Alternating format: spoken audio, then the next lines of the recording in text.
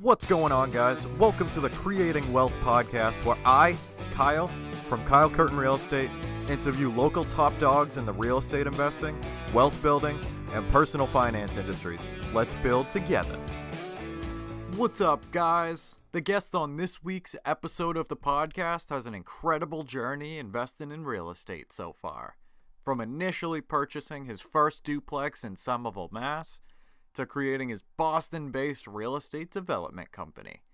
Josu'e has an extraordinary passion for service and giving back, from serving 5 years in the Marine Corps, to serving as a Somerville firefighter, to his amazing ability to build real connections with sellers and help them get what they are looking for.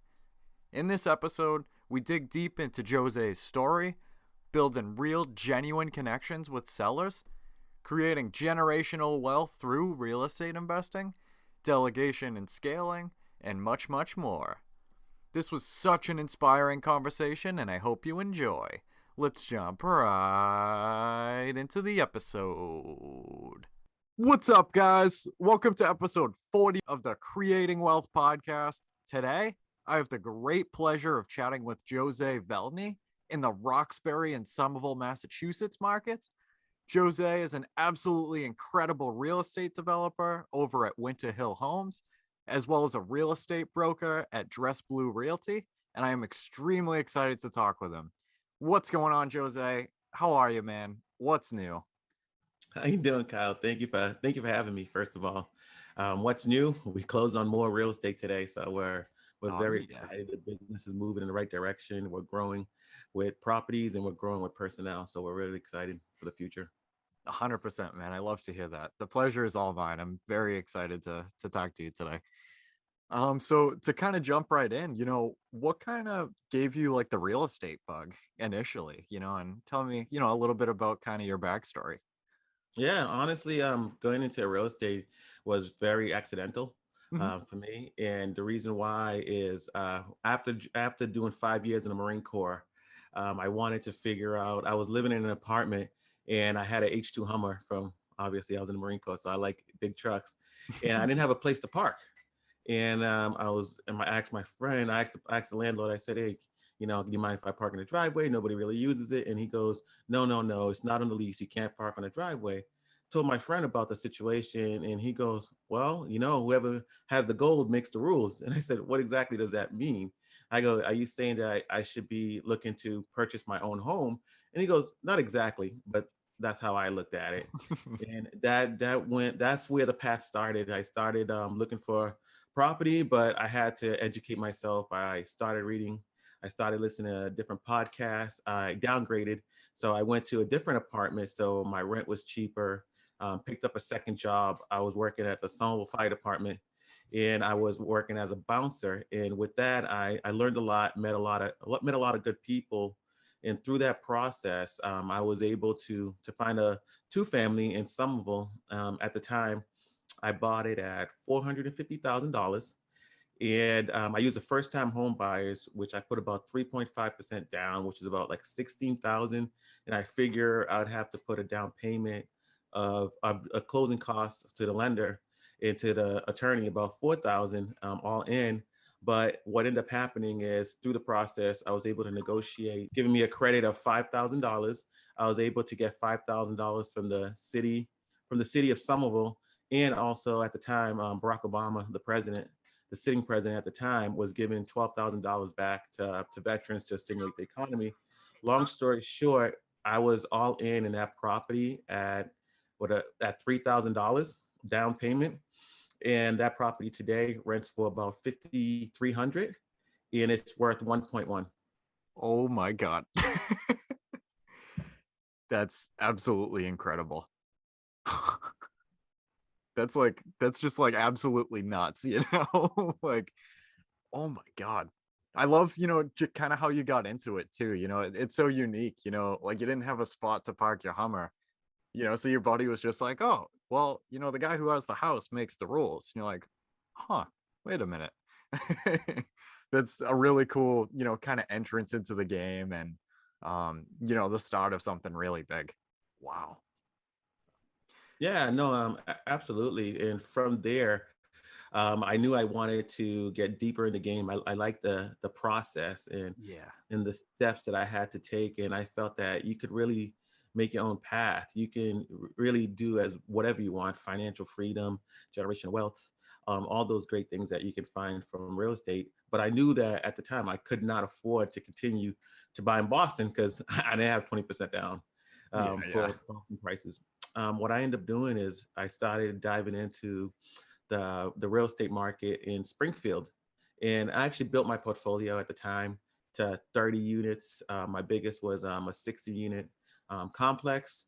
And eventually I sold them all off. And my only market now is really Roxbury, Somerville, Dorchester, Charlestown, Hmm. and Mattapan. I'm branching out to Mattapan also. Wow. So what kind of gave you the I guess like the drive to look over in Springfield? Was it like the price point, or like did you like that market, for a certain reason, or? Yeah, the price point was fantastic. Yeah. Also, I was able to. The price points were great, and the cash flow was also a lot better. And what I was able to do, I was working full time. I was able to afford a property manager, and Mhm. with using a property manager, I was able to learn and take a lot of the skill sets that I was watching them do, and build out what I have now for my property management in house. Wow. That's awesome. So I'm sorry. What is your drive and your vision for the long term, I mean, I guess like what was it kind of back then and kind of what is it now? Honestly, I felt like the Marine Corps gave me purpose, Mhm. and I was lacking that after I left the Marine Corps. So real estate was kind of a kind of game. Like, how do I get to the next level? And it was very challenging. So I appreciated that aspect of it. Though you're building generational wealth, you're not gonna do it in 1 year or 2 years or 3 years. It takes time. It's really the body of work that you put in into, like people say, oh, overnight success. No, it takes 10 years for them to realize what you've been doing, and then Yeah. they say you're an overnight success. Wow. Yeah, it definitely isn't a very, very quick thing. I can imagine, from your experience.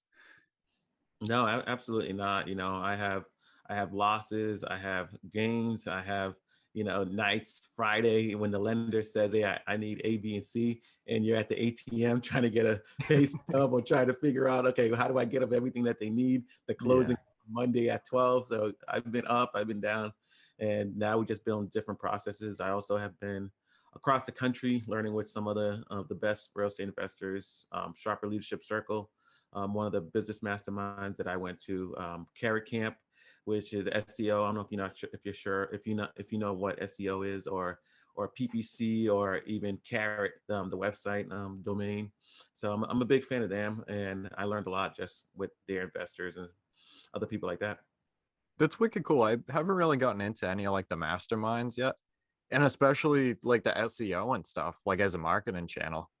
How has that kind of been for you? Like, from kind of start like when you first did SEO to kind of now, like was it like an interesting like learning curve, to kind of learn that like skill and stuff to, get like those leads in or Honestly, it took time. It took time going to different masterminds. The one thing that I learned from going through masterminds is that in the Boston market, or any market for that matter, once you get to a certain level, at the beginning, everybody kind of wants to guide you and help you. Mhm. But once you get to a certain level, you become their competition, and they're less eager to help. But if you're in a mastermind, most masterminds do not allow to people from the same markets to go to the same mastermind. So Oh, with that, the sharing is very open. People will literally give you exactly what they're doing. They're not like, okay, let me hold something back. No, they're really giving you what you need. And they also reach back out like 2 weeks later. You can call that guy and say, hey, this is what I did.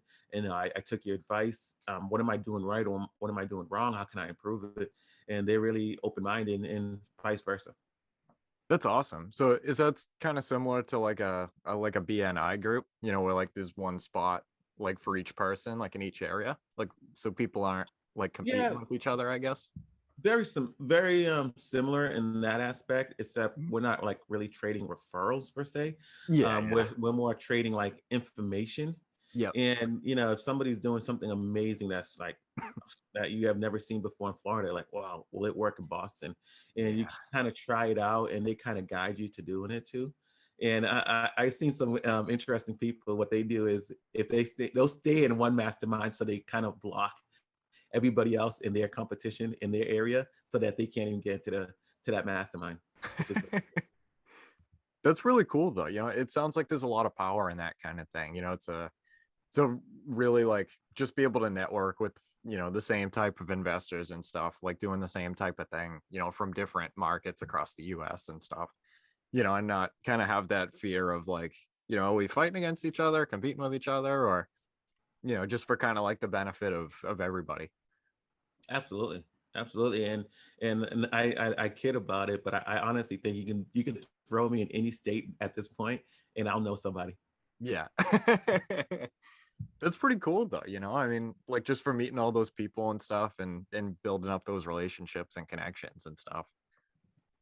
Absolutely. I think as a real estate investor, it's very important to work with other people in your market, but also people in other markets too. You can learn from everyone. Yeah. Yeah, definitely. Ooh. So we kind of got into this one a little bit. Would you mind telling the story of acquiring your first property? But were there any like big lessons that you picked up from it, like right off the bat? Oh, absolutely. Negotiating is key. Getting the right price is key. Building a connection with the seller is key. So, for example, when I purchased my first property, the seller was at the house. I was able to have a conversation for him, and I was able to say, "What's your problem? Like, how do I get? What is your goal?" Yeah. And his own goal was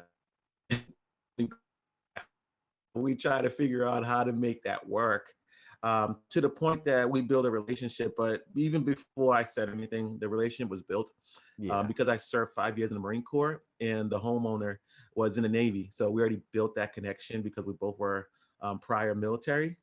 And it was to the point that my closing was actually supposed to be November 1st, but they moved it to November 15th. And I already gave my landlord the notice that I would be leaving, and he already gave the notice to his first floor tenant that they would have to vacate.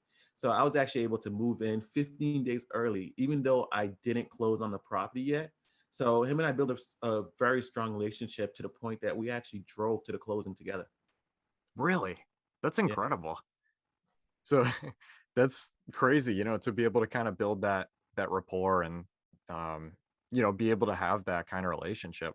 That's wicked cool as well, that like you guys were in, each like branch of the service and stuff. And you were able to kind of hit that off right away.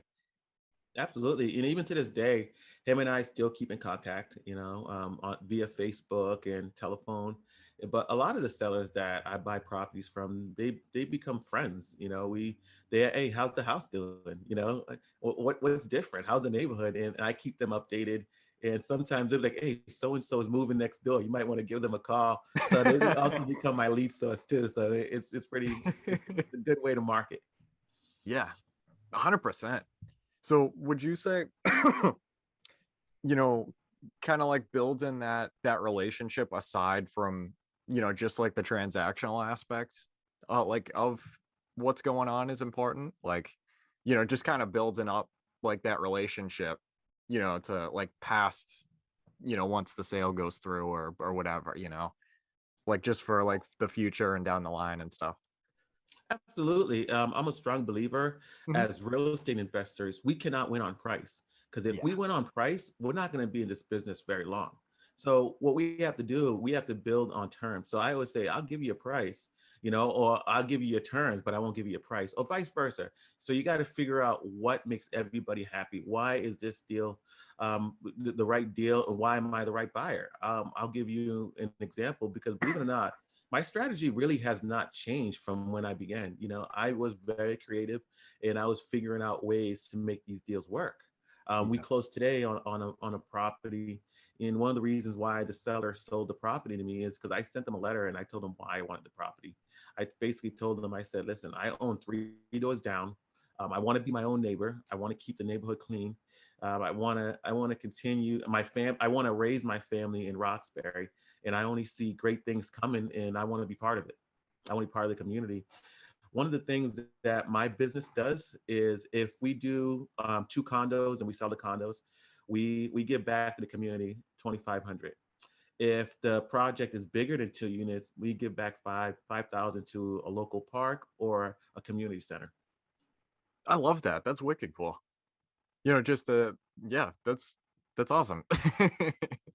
Well, we want to be part of the community, and a lot of Yeah. times, we, as investors, we sometimes get bad names like, "Oh, we'll just come in here for the wrong reasons, or we'll be out of this area within 6 months or a year, whenever the project is." But Yeah. I'm like, no, I want to be like 10 years from now. I want to walk my kids, or hey, look what we built. Look, we provided a home for somebody. And as you know, in the city of Boston, everything's expensive, and one way to change that is to build more, letting us build more. If we have more units, then it's just supply and demand, and the price is going to be more affordable. Yeah.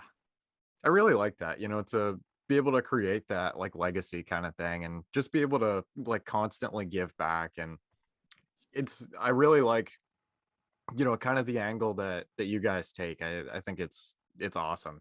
Like earlier today, I heard on I was listening to one of like the Biggerpockets podcasts, and there was a guy talking about, so if he's like cold calling somebody or something, or like, he sends them a mailer and they call him back, he doesn't offer a price. I just thought this was pretty interesting. So he doesn't actually offer them like a price. Instead, like he asks the questions to the seller, for like what they're looking for. Like what are they doing like once they move on from that property, or, if he was to, take everything off their back like as is, like the usual kind of stuff, and really just dig deep into like what would benefit the seller, like past just the purchase price alone. I feel like that really connects to what you just mentioned, about if it was just about the price, like, you know, things wouldn't go too well long term. It wouldn't be sustainable. But like if you're like just giving back, to these people, and, giving them solutions, and, making everything work like on both sides, then, it sounds like there's a ridiculous amount of power behind it, like long term.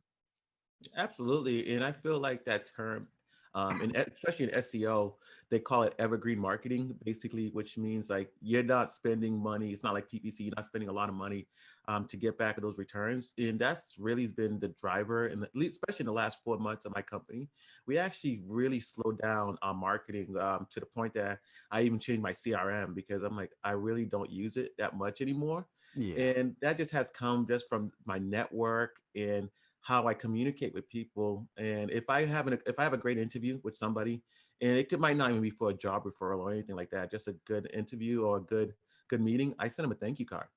Yeah. And people some people that are super busy will still take the time to call you back after they get that thank you card. And it's amazing how much that little thank you card goes a long way. People don't realize how powerful that is. I love that kind of thing. I mean, I feel like it sticks out quite a bit too, just to like write them a little note, and, saying like how appreciative you are of their time and everything, and like the great conversation, whatever. And I feel like, they remember that kind of thing, and it just like it hits a little bit more home, after like the first interaction, like no matter who it is, whether it's a seller, a loan officer or something, or I don't know. I really like that kind of thing. Absolutely. People make, if you care, they will appreciate that, and you'll get exactly what you want. If you want to be successful in real estate or any business, if you make enough people happy, you'll get what you want. Yeah, I love that. Jose, what do you consider to be the biggest variable to expand your portfolio or clientele as a broker? I know we kind of just talked a little bit about, like just helping people and stuff like that, and making like a legacy and stuff.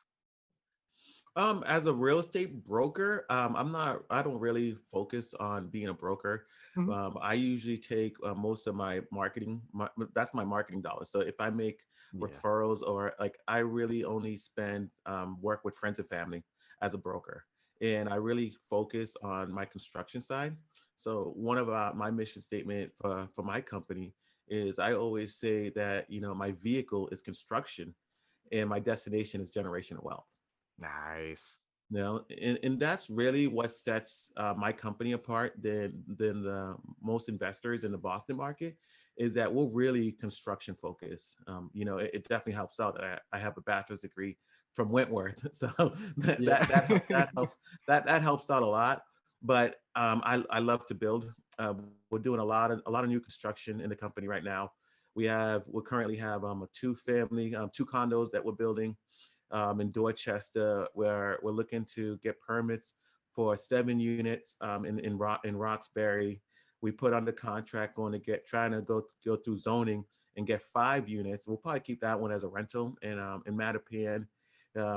Bought the two family today. Also has a plot of land, so we're looking to go build on two more families on top of there. And last Wednesday, we purchased another two family in a two well land that we're going to build two condos in Dorchester.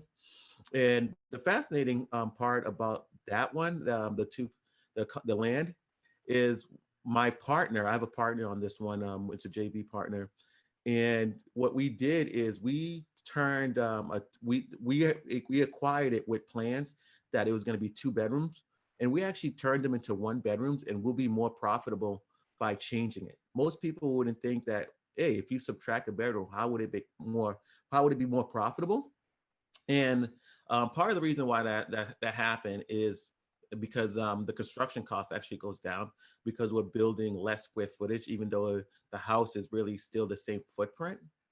And on top of that, you have three factors. One of them that's not going to change. Mhm. The purchase price of the land, that's not going to change. But what changes is your construction cost is going to change because we decreased it and we changed the layout. But on top of that, the comps is just that area. They're really looking for 1 bedrooms. It's very strong market for 1 bedrooms, and we'll probably profit about 60,000 more just by changing it. That's really cool. That's really interesting. Kind of how that works. Like, it honestly just blew my mind a second ago. Like dropping a bedroom, but making more of a profit on it. Like that's super interesting. To kind of wrap your head around. So, Yeah. what did you guys kind of see with like the construction um equipment and stuff, and like the prices fluctuating? Like, how did that kind of have an impact on you guys? For like new construction and stuff.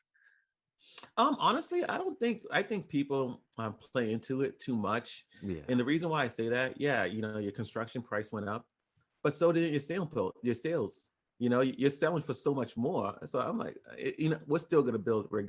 regardless. And lumber prices today is actually still going down. So we're in a good position, but regardless, we're going to always build. And what we do in my company is we're not focusing on what the competition is doing.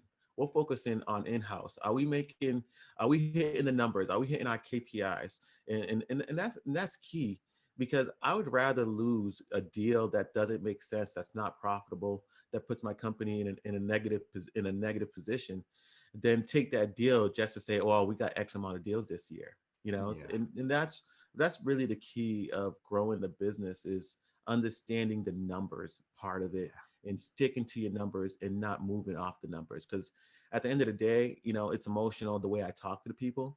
But as far as getting to that final number for it to make sense for my company, it's not emotional, it's logical. Yeah. I feel like that's wicked important, to kind of track those metrics. Do you guys track like as much as you can, or, just kind of like, stuff with like marketing, like how many touches for like marketing pieces, like leads, from or like contacts to leads to, leads to follow up with. Like, take me kind of through, what metrics you kind of like to track, in your business.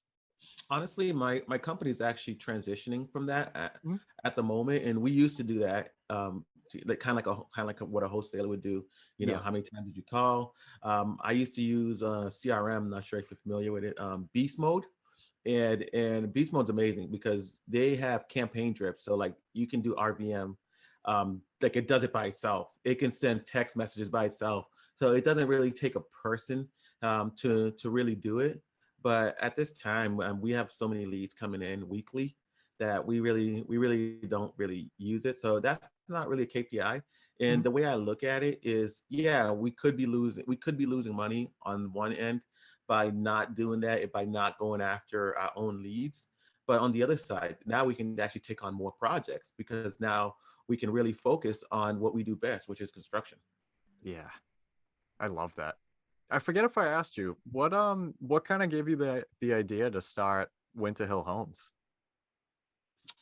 Winter Hill Homes is a neighborhood. Winter Hill is a neighborhood in Somerville. Mhm. And as you can tell, I'm really big on community, where I come from, the background, Yeah. the story behind it.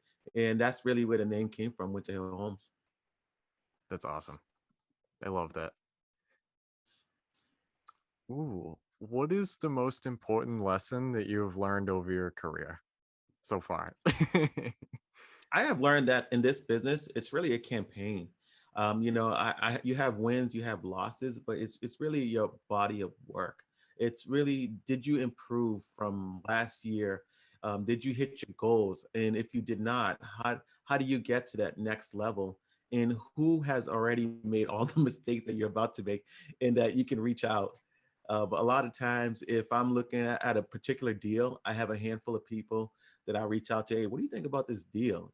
Or same thing in construction. Okay, this is the issue that I'm having.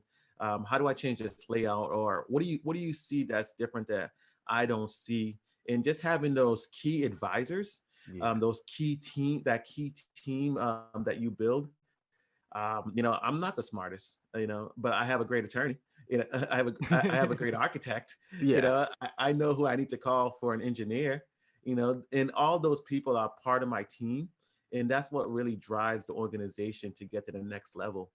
And I remember a few years back, one of the hardest decisions I made is I had to leave an insurance agency that I was using to go to a different insurance agency, and it wasn't about being an upgrade. It was just that it was putting my company in a better position to grow. So Yeah. Yeah. sometimes those decisions are hard, but overall it has worked out for the company.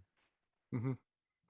Yeah, I definitely agree. The building a team is absolutely huge. I mean, just to be able to have that like cabinet, I guess, or yeah, team, to be able to like go to ask those questions and stuff. And there was one guy that I met a long time ago, and he said an analogy. It was on the very, very early episodes of the podcast, actually.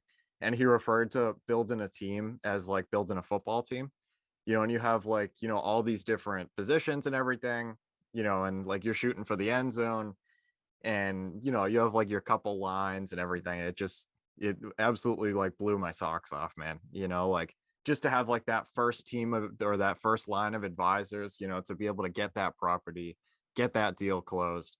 And then, if you needed to, sub in people for the situation and stuff. And yeah. Yeah, no, absolutely.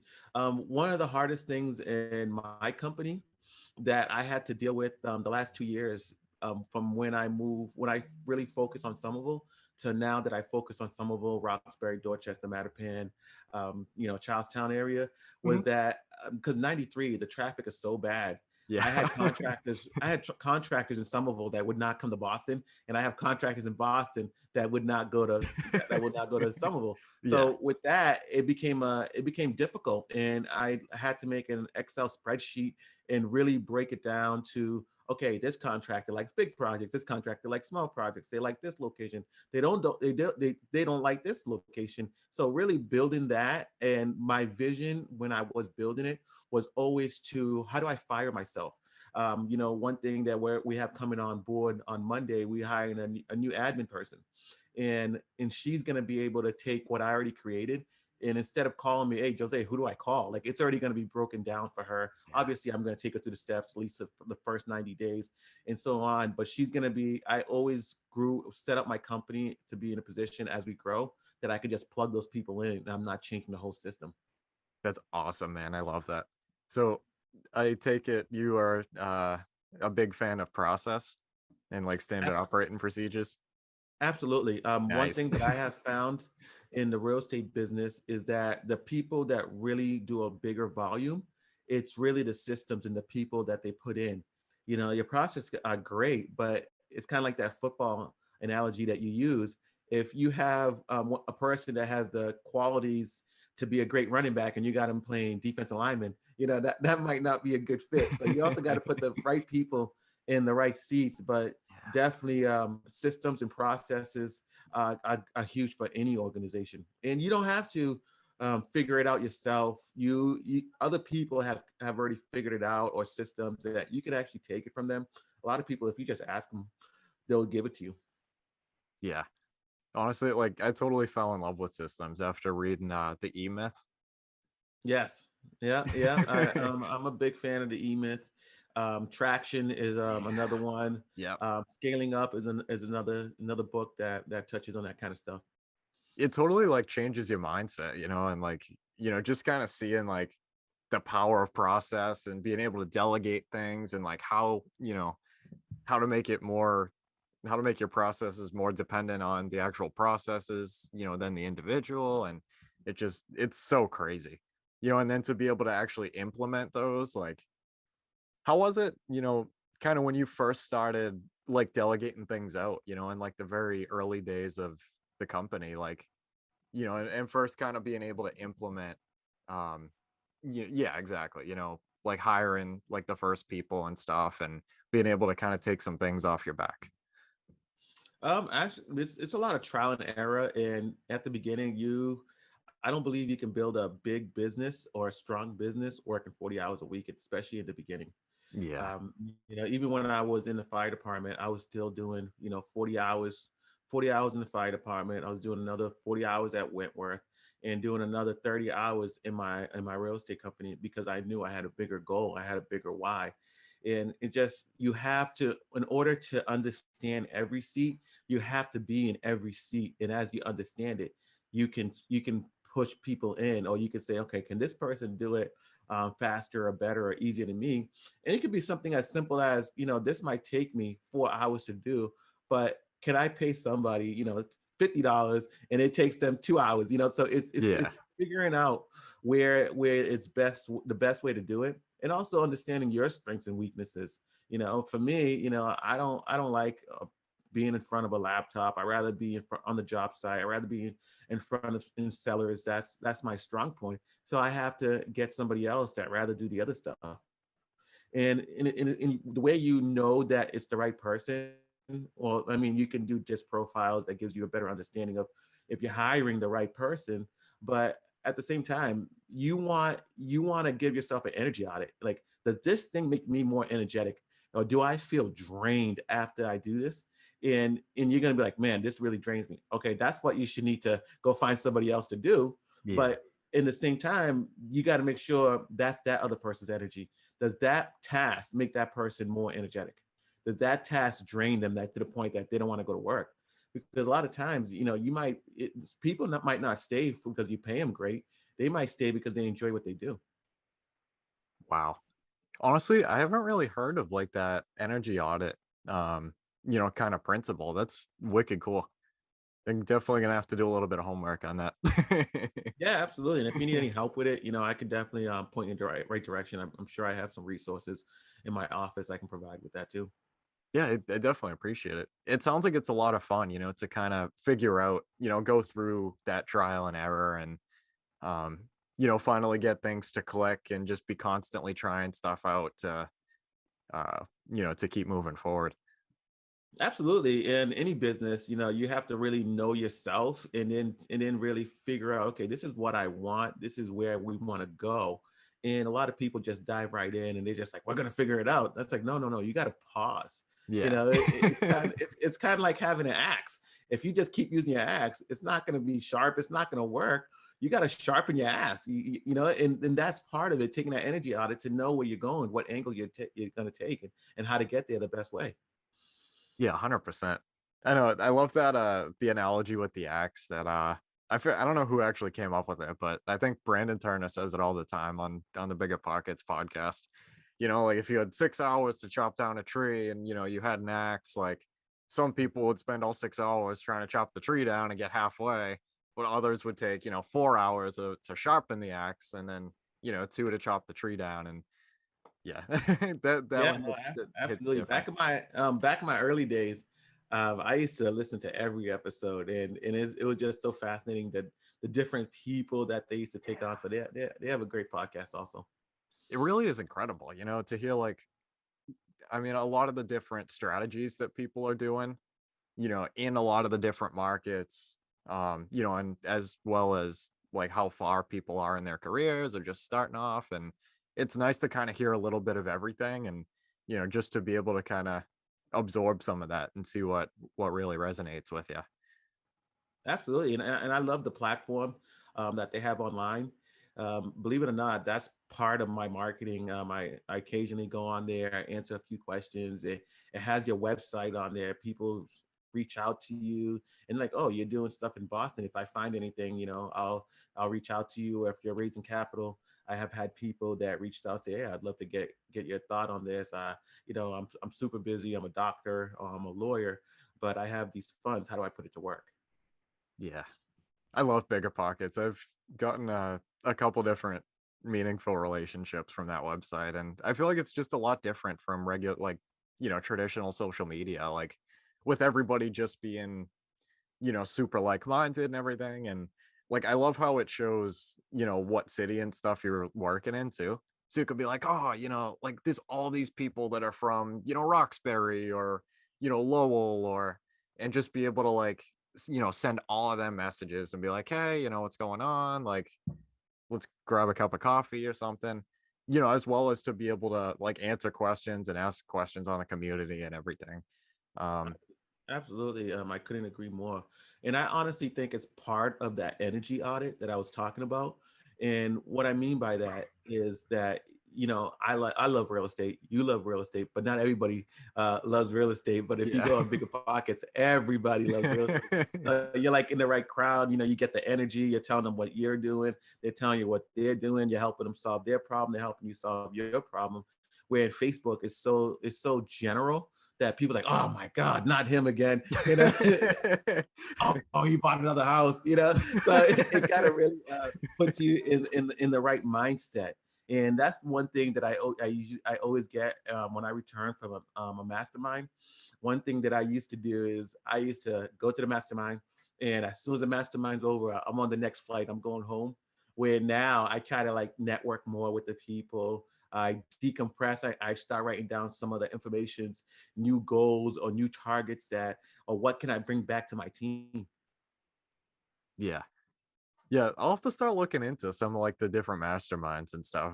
I'm absolutely loving, like you're talking about your experience with them and, like meeting people from all over and like hearing a lot of different ideas and stuff. They sound like a lot of fun. Yeah, absolutely. And mastermind is not just a part of when you're giving back or you listen to other people's presentations. It's also the networking. It's the dinner. You might you might hear one thing. You're like, oh my God, let me write this thing down. Like you almost feel like you got to have a notepad wherever you go. You don't know when that one piece of information that you've been missing is going to come. Yeah. I know. I love that unknown, especially about real estate in general. Like even like listening to a podcast that's not even like real estate related, like a general business podcast or, something completely different. And then you pick up something from it and then the gears start to turn and you're like, wait, hold up.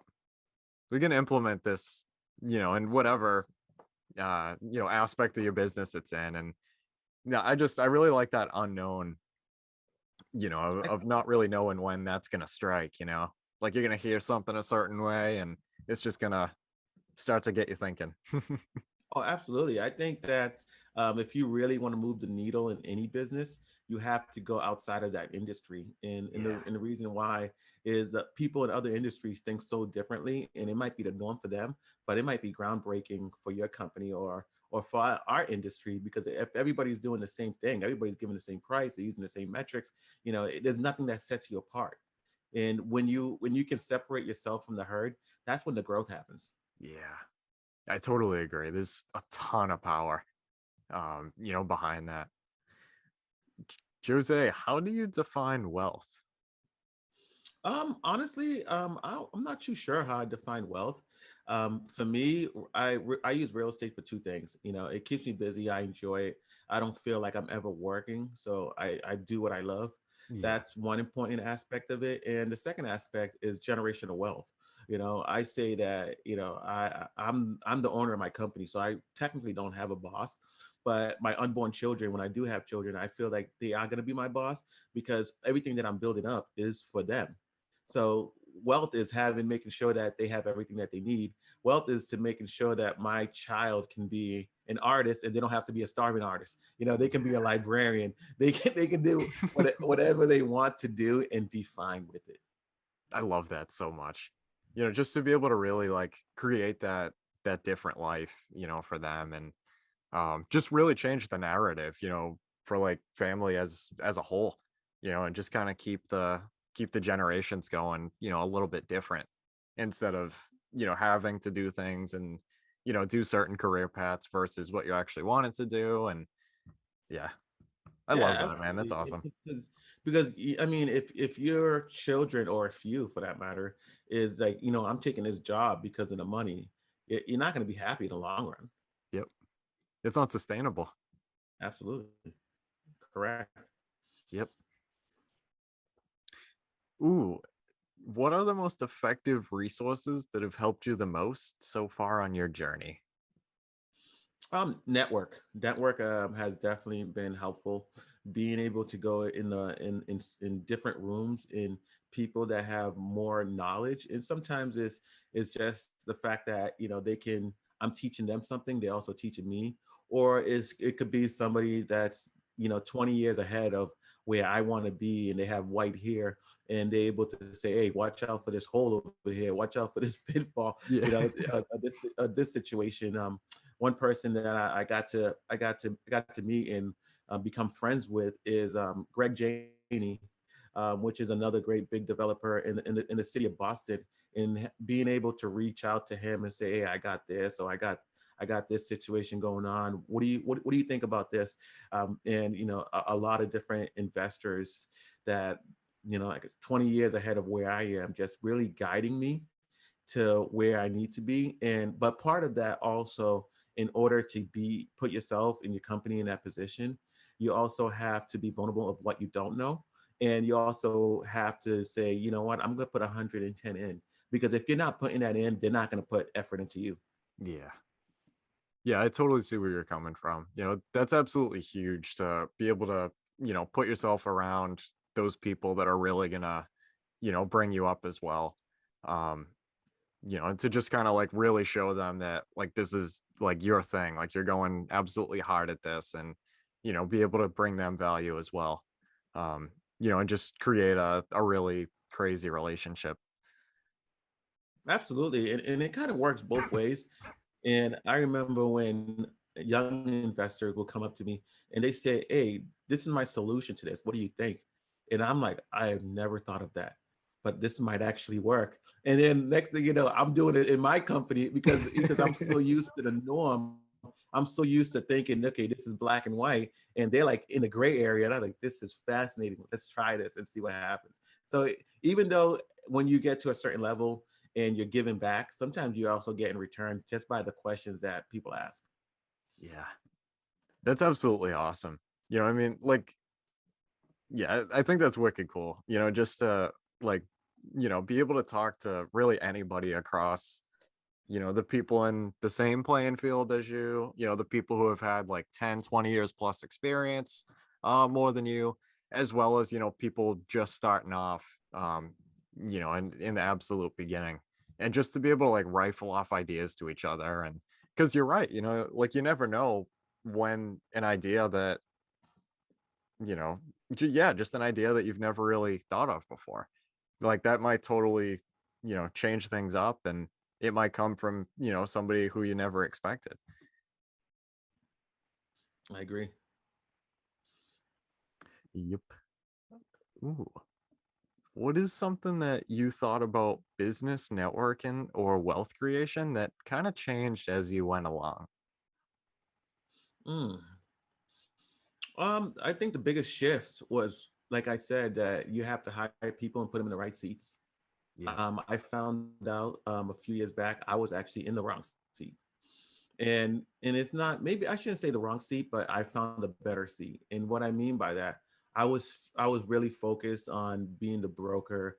I was focused on meeting the sellers.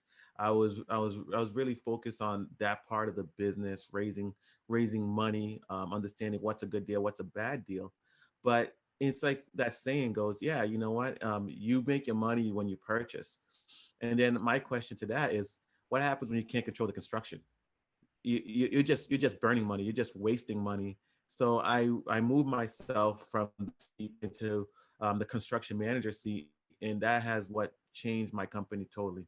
But everything that we do has changed from that day on. Oh wow. I forget. Was it Traction? I forget if I want to say it was either Traction or the 4 Hour Work Week that talks a lot about hiring people for the right seat, or like, switching people around, like the right seat, wrong seat, and like the analysis kind of thing. I want to say it was Traction. I think. Traction talks about it a little bit, but it was really from the mastermind that I spoke about, being a lot of in Sharper Leadership Circle. They are a huge component about making sure that you put people in the right seat. Yeah, it was really crazy to, to kind of read that and hear about it, you talk about it as well, because like I feel like that's something that's a little bit less talked about, like, and like you're saying, like it sounds like it can make like a huge impact, just from making a couple moves. Oh, absolutely. I mean, any company, if you want it to be sustainable, you have to build the culture, Yeah. and you got to make sure you protect the culture. You don't want the wrong people to be in your culture. Yeah. Wow. What is your best piece of advice to new investors that want to start and manage their rental portfolio? If you want to learn to keep working, read a lot. And when I first was before I started going to college and becoming a real estate agent, becoming a broker, things of that nature, I was averaging roughly about 25 books per year. And that's really where I got my understanding, because what you find is, until you have that at least book knowledge base, you're not going to ask the right questions. Yeah. You're not going to, and if you can't ask the right question, you're not going to get the right answers. That's going to get you to the next level. But as far as managing your own, it's you gotta figure out, okay, how am I gonna screen these tenants? How am I gonna talk to these tenants? But the biggest key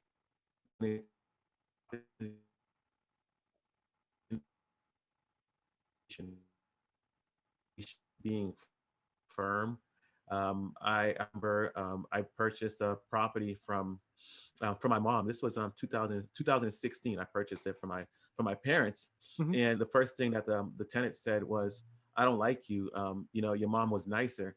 And I said, "I know. That's why I'm the landlord." Like that kind of put it in perspective of like, and the person is still there today, and we have Yeah. a great relationship. Wow. Oh my God. Yeah, that's nuts. Oh my God.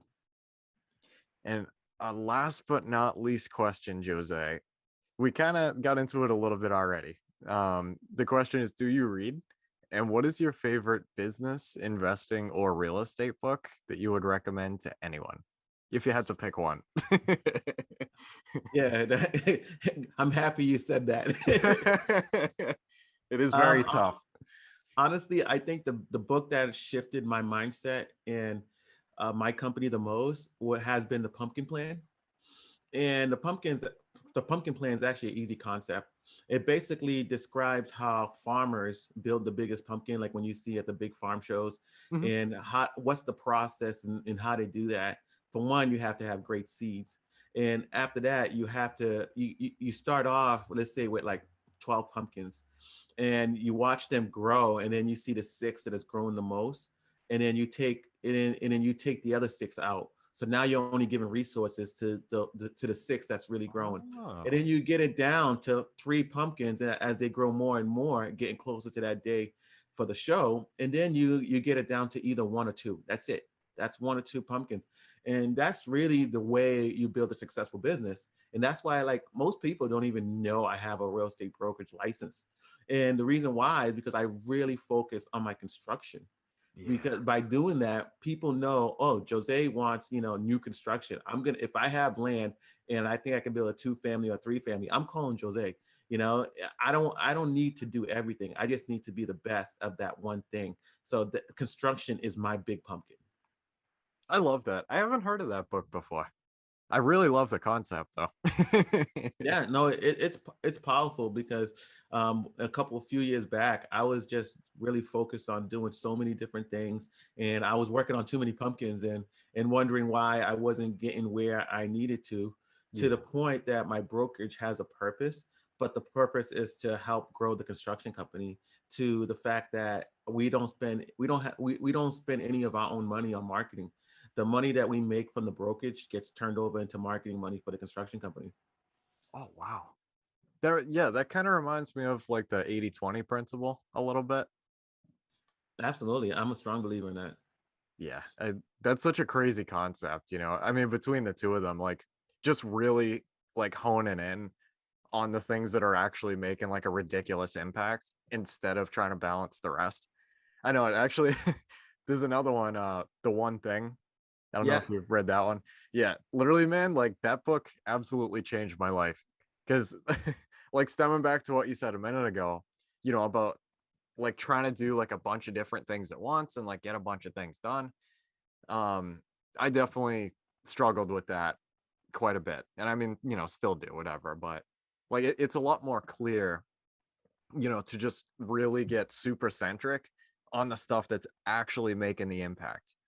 Like you mentioned with the pumpkins, like starting off with a bunch, taking away half of them that aren't, growing the way you want them to, and then cutting that in half, and then you have that one thing that's really, really hitting hard.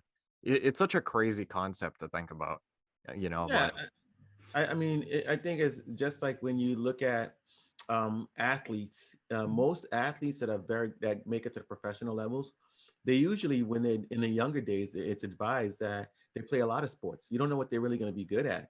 yeah, And most athletes shouldn't focus on their one sport until they're at least in high school, because you don't really know what they're really the best at yet. You don't know what their skill sets. And once you figure that out, put all your chips all in, go all in. And that's what I have been able to do. I'm all in on construction. I want to figure out what's the best way to design. What does architect know? I want to be as smart as the architect. I want to understand surveying. Okay, how do I look at this land, elevation, and site, and understand what the site guy does, to the framing guy, to the drywall guy, to the yeah. roofer. Like, I want to get to understanding that, because that's really gonna change the shift. I have seen where contractors, when they're really good, they're able to look at a design and they say, why didn't we just do it this way? And by changing that, it saved the company $30,000. We Really, did that in a project in Somerville. wow. That really is incredible. I mean, I really like, what you just said a second ago, about really like just finding that thing to just go like completely all in on, and it sounds like, especially from, like your background in college and stuff, like that you really have a passion for like the construction portion, and like just trying to learn like as much as humanly possible and just really going hard, and enjoying the hell out of it. Yeah, absolutely. And I know one thing that we kind of bounced around at is like, how do I market? Because like you said, like the KPIs in part of that. And I found like, because I really focus on the construction, and my marketing is pretty much, I go to my job site, and whatever phase that we're in, I take a picture. And then so basically what I'm doing is I'm documenting the process. So let's say if you look at like my Instagram, you can like see where the project started, where it's going, and you can like, wow, I seen it when it was just dirt to where, okay, now we have a basement. Okay, now we have floor one, now we have floor two. Oh my God, installation is already up, drywall's coming next week. And people get excited about that, and it keeps you top of mind. And because they can see that, you're the first person they're going to call when they have a project that they think that you might want to do. That's super awesome. I mean, like people always love to see like the process, and the complete like before and after. And yeah, I mean, I feel like there really is a lot of value in exactly, just documenting what you're doing and just kind of showing, like this is what's going on, like this is where we're at, this is where we're going. And we're always in this, and I bet it's totally like brought, potential clients and stuff to you as well, or people that want to help out in the process or yeah, just kind of bring people together just by kind of showing, what you're doing and that kind of thing. Oh, absolutely. And one thing that I look to do in the company is to possibly looking to do more events, Mhm. construction related.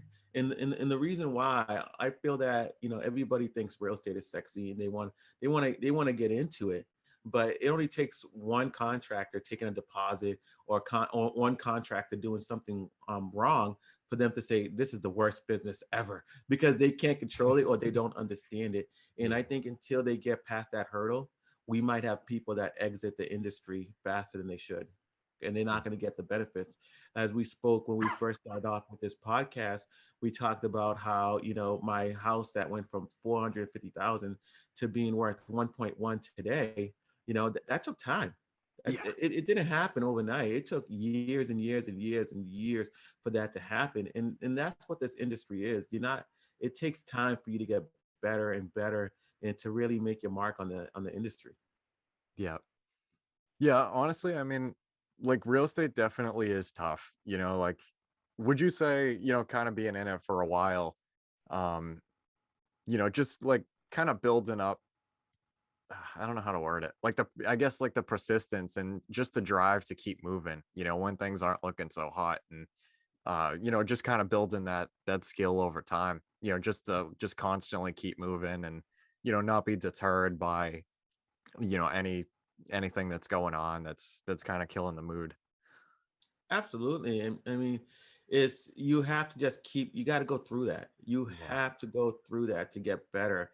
Yeah. And it's when you go through that, that's where the magic really happens.